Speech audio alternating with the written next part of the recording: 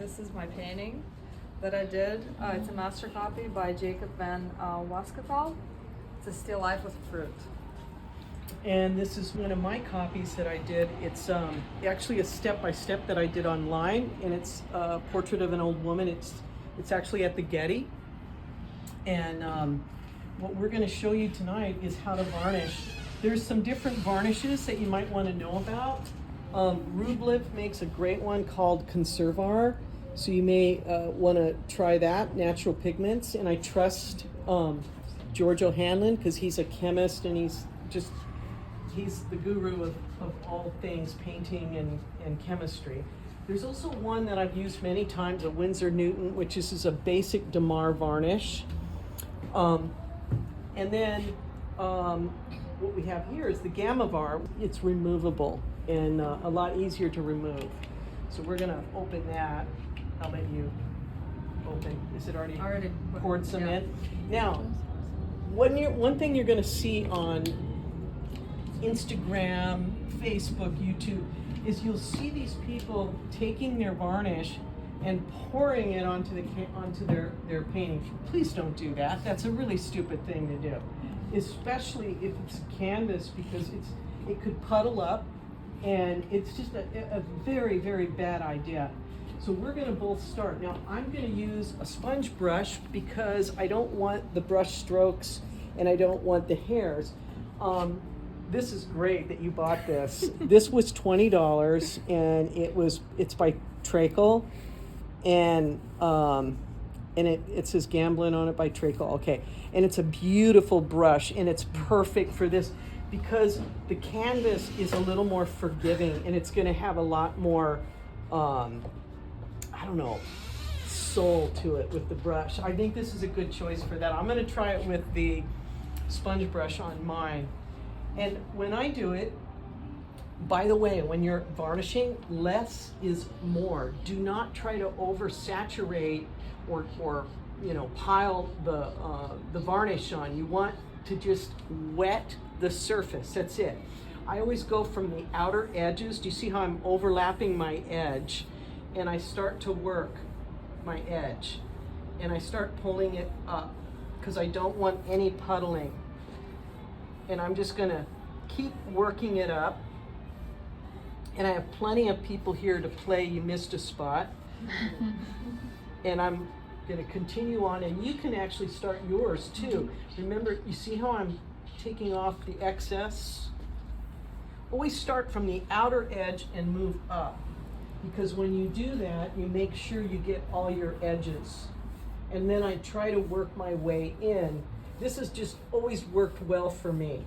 The other thing to note is you must wait at least 3 to 6 months, even a year, before you varnish, because the paint layers dry from the bottom up. It starts like some of the oilier colors seep up and you think it's dry and it's not really dry.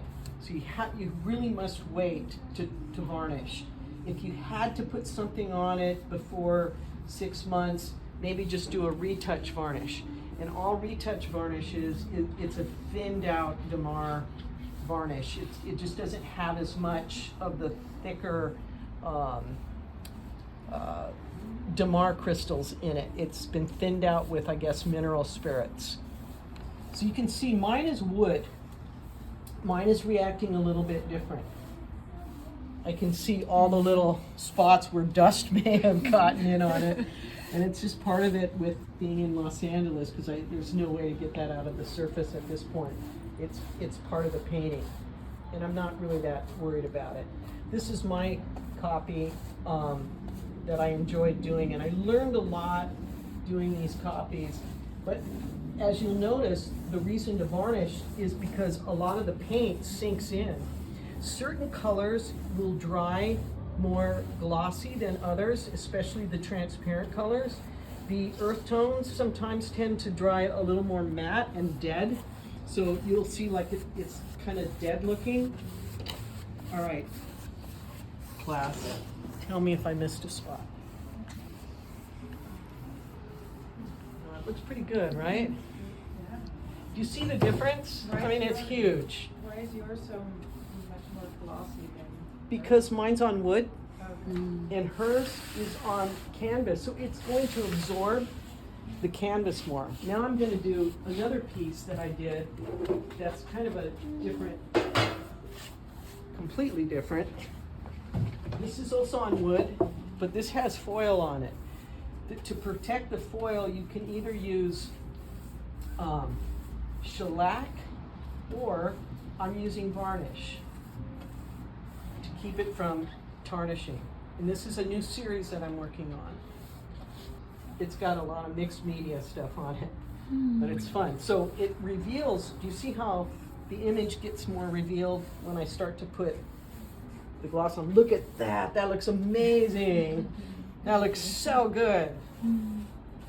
So you have to work somewhat quick. Also, the other thing is not to let your varnish get too warm, if it's too warm outside, or too cold. So I kept my varnish inside before I came out here, because if it gets too cold, it doesn't react well as getting too warm. So you want it to be just at nice room temperature. And always do this outside. You should probably wear a mask. There's enough circulation of air right now that I'm not needing it, but you can see how this just pulls everything together. And this one's called Sentimental Stranger. This is another strange piece that I'm playing with. And are we doing only one coat? Yes. Yes. I don't think you need more. If you want to come back out in a little while and do a second coat, by all means, but look how you're getting puddling on there. How do I Okay, so just go the other, just brush it out. And then I have one more piece that is in the Sentimental Stranger. What do you usually just leave it outside to dry? Yes. Try to leave it in a place where it's not dusty. So, you know, you just have to pick your time, not when it's windy, obviously. But this just brings the colors and the paint to life. Like, look at hers. You gotta see that. God, that looks good. When you're varnishing, it's good to do a bunch at a time, because you basically are gonna I'm throwing the sponge brush away at the end.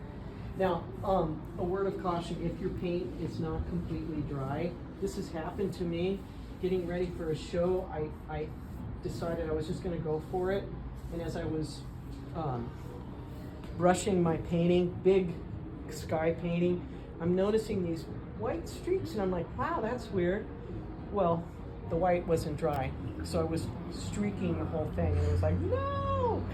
So take it from me, make sure your painting is totally dry before you jump in. So how do you know if you should wait 3, 6, or a year? The longer you wait, the better.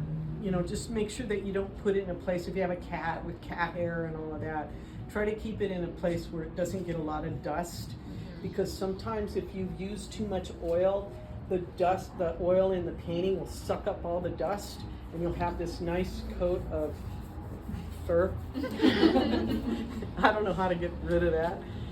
Anyway, so here you go. This is varnishing. Isn't that fun? Awesome. Thank you.